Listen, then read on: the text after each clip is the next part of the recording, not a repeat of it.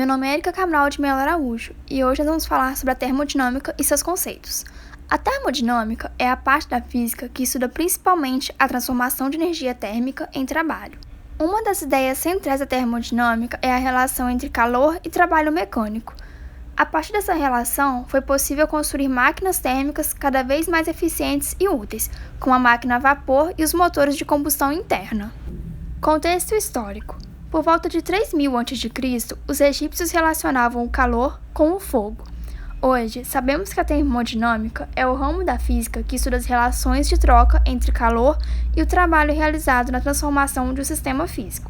Ou seja, ela estuda como a variação da pressão da temperatura e do volume interfere nos sistemas físicos.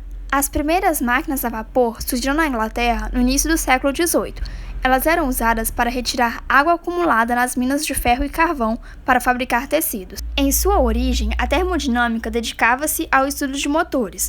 Um protótipo foi projetado pelo cientista alemão Otto von Guericke, que em 1650 projetou e construiu o primeiro do mundo, além de criar a primeira bomba a vácuo. Pouco tempo depois, o físico-químico irlandês Robert Boyle, que tinha visto os projetos de Guericke, e em 1656, em conjunto com o cientista inglês Robert Hooke, construiu uma bomba de ar. Usando essa bomba, Boyle e Hooke perceberam a correlação pressão-volume, PV igual a constante. Nesse tempo, o ar era considerado como sendo um sistema de partículas sem movimento, e não interpretado como um sistema de moléculas em movimento. O conceito de movimento térmico veio 2 séculos mais tarde. Portanto, a publicação de Boyle em 1660 fala de um conceito mecânico apenas. Mais tarde, após a invenção do termômetro, a temperatura pôde ser quantificada. Essa ferramenta deu a Guy Lussac a oportunidade de obter esse direito, o que levou pouco mais tarde para a lei do gás ideal. Mas, já antes do estabelecimento da lei do gás ideal, um associado de Boyle chamado Dennis Papin construiu em 1679 um digestor ósseo, que é um recipiente fechado com uma tampa hermética, que limita vapor até que uma alta pressão seja gerada. Projetos posteriores implementaram uma válvula de liberação de vapor, para evitar que a máquina explodisse. Ao observar a máquina mover-se ritmicamente para baixo e para cima, Papin concebeu a ideia de um motor a pistão e cilindro. Ele, contudo, não deu prosseguimento a esse projeto. No entanto, em 1697, com base em projetos de Papin, o engenheiro Thomas Savery construiu o primeiro motor, embora esses primeiros motores fossem grosseiros e ineficientes, o qual atraiu a atenção dos principais cientistas da época. Um desses cientistas foi Sadi Carnot, o pai da termodinâmica, que em 1824 publicou seu livro Reflexões sobre a Força Motriz do Fogo, um discurso sobre o calor, potência e eficiência do motor.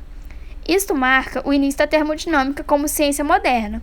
Em 1816, Robert Stirling patenteou um motor que leva seu nome e, que teoricamente, seria a máquina térmica mais eficiente. Conceitos da termodinâmica.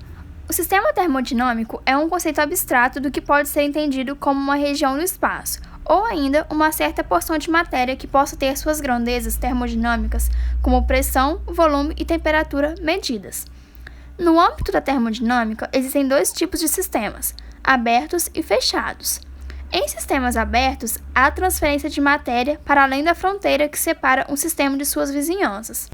Já nos sistemas fechados, a quantidade inicial de matéria mantém-se constante após quaisquer que sejam as transformações feitas sobre ele. O estado termodinâmico é um sistema definido por um conjunto de grandezas que devem ser especificadas para que as condições desse sistema possam ser reproduzidas. Esses estados são representados por funções que são válidas para quando o sistema se encontra em equilíbrio térmico, mecânico e químico. Para os sistemas termodinâmicos simples, essas funções geralmente usam 2 propriedades intensivas da matéria, como a pressão e a temperatura. Quando algum sistema deixa um estado termodinâmico, assumindo um novo estado, dizemos que esse sistema passou por um processo termodinâmico.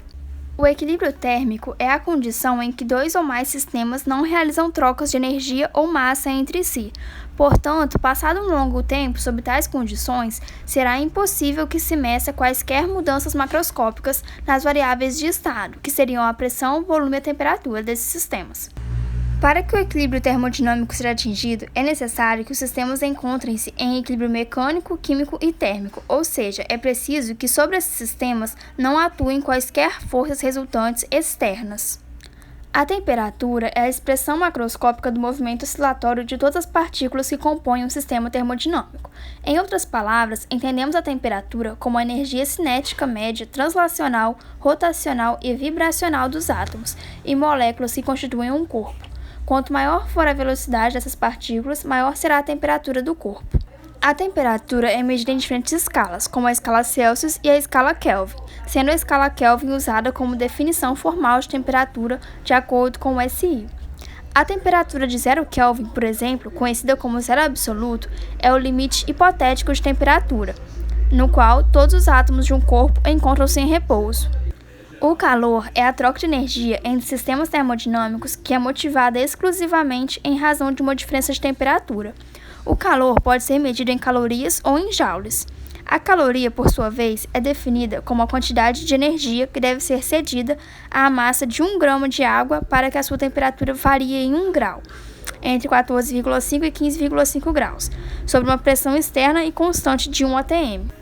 O calor pode ser transferido de diversas maneiras entre os corpos. Os processos mais comuns de transferência de calor são conhecidos como a condução, convecção e irradiação. Então é isso, pessoal. Espero vocês na próxima aula para falar um pouquinho mais de termodinâmica. Espero que vocês tenham entendido. Vou finalizar aqui com essa frase do Robert Boyle e eu espero vocês na próxima aula.